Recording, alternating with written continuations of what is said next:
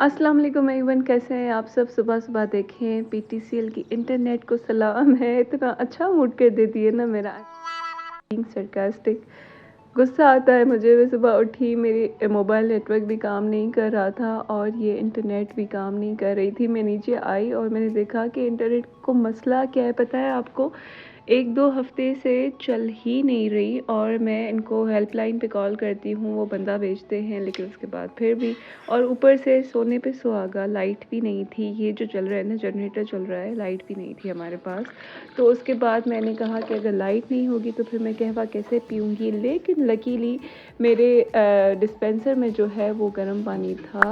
तो मतलब इतना था कि नीम गर्म था कि आप कहवा पी सकते हैं, ठीक है। तो फिर मैंने बस अपना कहवा बना दिया और फिर जो है मैं मम्मा के रूम में चली गई, थोड़ी बातें भी करें। एंड देन फिर मुझे भूख लगी नाश्ते के लिए, मैं नाश्ता बनाने गई तो गैस ही नहीं था। तो फिर पापा ने कहा कि हम चलते हैं बाहर और कुछ खा पी लेते हैं।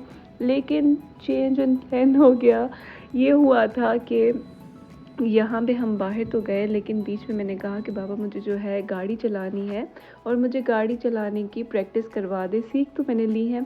तो फिर जो है बाबा ने मुझे गाड़ी दी और मुझे इतना डर लग रहा था ना यहाँ पे। मैंने कहा कि अब बाबा जो है ना, मुझे अंदाज़ा यहाँ पे होने लगा था कि पापा जो है मुझे हाईवे पे गाड़ी देने वाले हैं। तो यहाँ से बस कोई एक नीचे वाला रास्ता था, उन्होंने मुझे यहाँ पे ड्राइविंग तो दी, लेकिन यहाँ से मुझे अभी हाईवे पे जाना था। और आपको पता है कि आप किसी इंस्ट्रक्टर्स के साथ जो है ना सीखते हैं गाड़ी तो फिर भी इजी होता है, लेकिन अगर आप अपने बाबा के साथ गाड़ी सीखते हैं या फिर वो आपको मतलब इंस्ट्रक्ट करते हैं ना, आई स्वेयर यहाँ पे मैं इजी थी क्योंकि ये खाली रोड था। जैसे ही मैं हाईवे पे चढ़ने वाली थी ना, तो मेरा दिल हाथ में आ गया था, इतना मुश्किल था। मतलब मुझे था अपने ऊपर कॉन्फिडेंस। मैंने एक बार भी नहीं कहा कि मैं हाईवे पे नहीं चला सकती। मुझे था मैं चला लूँगी, सब कुछ कर लूँगी। लेकिन एक जो अंदर से होता है ना कि बाबा को ठीक लगे, मतलब उनको ठीक लगे। अगर उनको थोड़ी भी इधर-उधर लगती है ना और वो थोड़ा बहुत कह देते हैं ना मुझे, तो मम्मा की मैं डाँटें भी सुन लेती हूँ, लेकिन इनका कहना मुझे इतना दिल पे लगता है, तो मैं बिल्कुल भी बर्दाश्त नहीं कर सकती। और तो वही हुआ, जिस बात का डर था ना वही हुआ। बाबा ने जो है मुझे कहा कि ये क्या कर रही हो, वो क्या कर रही हो, कि ऑब्वियसली अब 1 मंथ हुआ है मुझे ड्राइविंग सीखे हुए, तो मैं इतनी अच्छी नहीं चला सकती। तो ये तो होता है ना, मतलब बंदा अब थोड़ा-सा एक्सपर्ट हो जाए, 5-6 महीने गुज़र जाए। लेकिन मेरी भी गलती ये है कि मैं एक्सपर्ट हुई नहीं हूँ और मैं कहती हूँ कि मुझे बस अब अपनी गाड़ी लेके दें और मतलब मुझे बस गाड़ियाँ दें, मैं चलाऊँगी, मैं ड्राइवर हूँ। तो वो मतलब डायरेक्टली मुझे उन्होंने हाईवे पे दे दी और अल्हम्दुलिल्लाह मैंने फिर भी अच्छी चलाई as a new driver. Highway पे चलाना बहुत मुश्किल है। जब मैं सीख रही थी ना, तो उस वक़्त वो मुझे मेहरान पे सिखा रहे थे।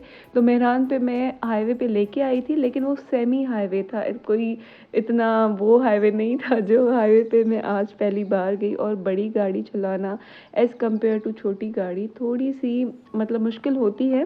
लेकिन ये है कि मैंने चला ली और अल्हम्दुलिल्लाह। बस आप लोग भी माशाल्लाह बोल दीजिएगा एंड दुआ कीजिएगा कि मैं एक परफेक्ट ड्राइवर बन जाऊँ अकॉर्डिंग टू बाबा।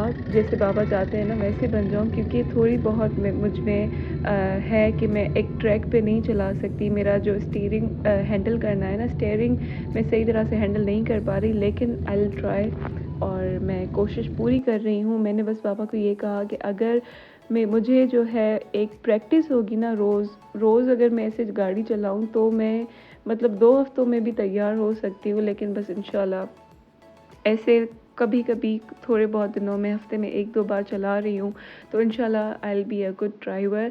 और फिर जो है मैं लाइसेंस लूँगी। और बस यहाँ पे हम वापस आ गए थे और वापस आते ही तो हमारा प्लान तो कैंसिल हो गया और तो हमें वापस आना पड़ा। हमने बाहर से कुछ नहीं खाया, वापस आई तो लाइट भी आ गई थी और क्या होता है ये गैस भी आ गई थी। तो फिर मैंने जो है वो पास्ता गरम कर दिया था जो हनी ने रात बनाया था। आपको पता है मुझे बहुत पसंद है पास्ता।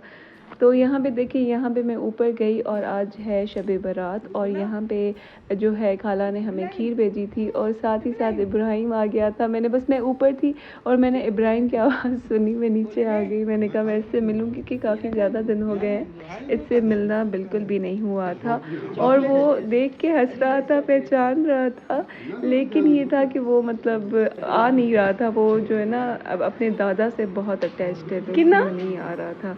तो बस मैंने कहा कि खीर जो है वो मैं ट्राई कर देती हूँ एंड बहुत मज़े की, बहुत एक स्मूदी टाइप खीर बनी हुई थी, बहुत अच्छी थी।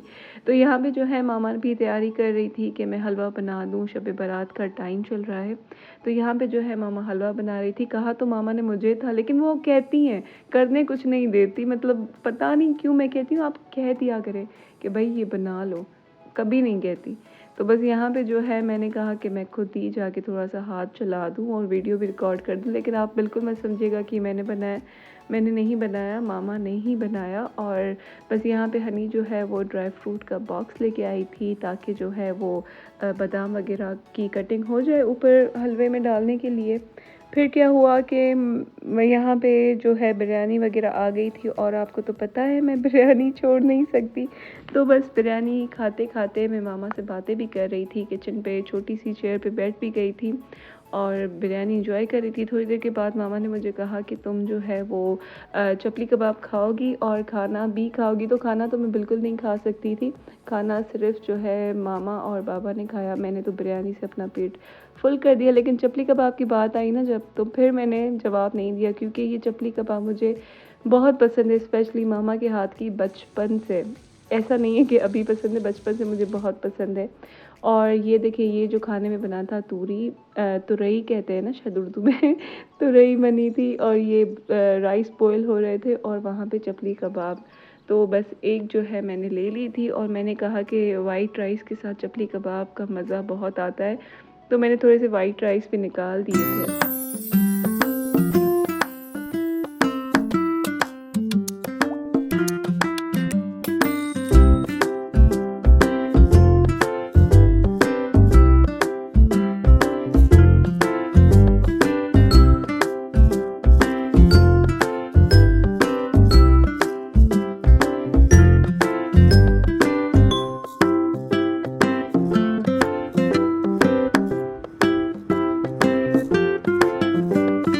अच्छा, फिर खाना वगैरह खा लिया था और इतना खा लिया था, शब बारात पे बहुत सारी चीज़ें वैसे ही घर पे आती हैं, तो फिर मैंने मम्मा को कहा कि आप भी चलें और मैं भी चलती हूँ, ऊपर छत पे जाके वॉक करते हैं।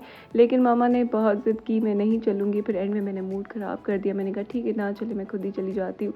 तो फिर उन्होंने कहा कि ठीक है, तुम्हें कितनी देर लगेगी, चल लेते हैं। मैंने कहा आधा घंटा तो लगेगा, बंदा फ्रेश हो जाएगा।